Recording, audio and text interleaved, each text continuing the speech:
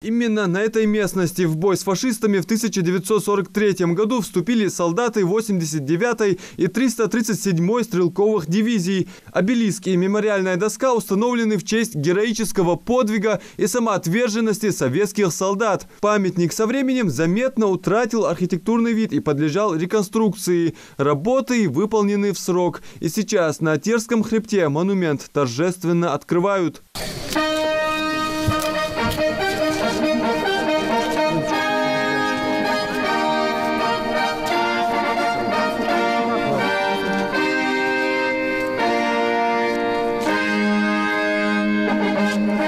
4 месяца кровопролитных сражений, 120 тысяч бойцов Красной Армии, сложившие свои головы, защищая рубежи страны от фашистских захватчиков.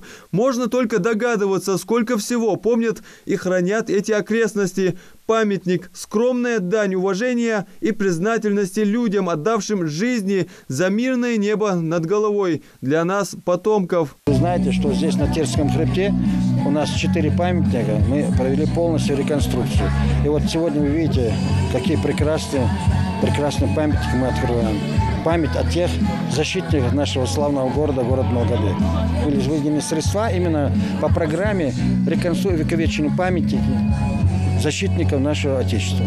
Здесь, на Терском хребте, лежат сотни солдат в безымянных могилах, останки которых находят и по сей день. Уже несколько лет совместно с нашими здесь непрерывно работают поисковики из многих регионов страны. К примеру, поисковики из Чечни за 3 года подняли и перезахоронили останки 513 солдат. Идентифицированы имена 146 бойцов, найденных в Московской и Ленинградской областях, Сахалине, Донбассе и Латвии. В рамках совместной экспедиции со своими коллегами из Ингушетии на Терском хребте обнаружили останки 8 солдат Красной Армии.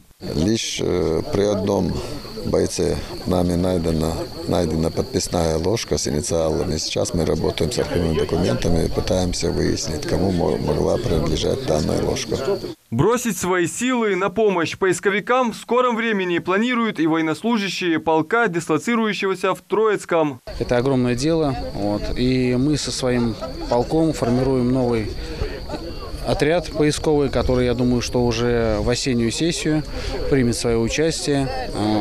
Тоже примем в раскопках, в поиске наших бойцов, которые здесь сложили свои головы за правое дело. Я даже не представляю, насколько он неоценимый, этот вклад ребят-поисковиков, кто занимается этим делом.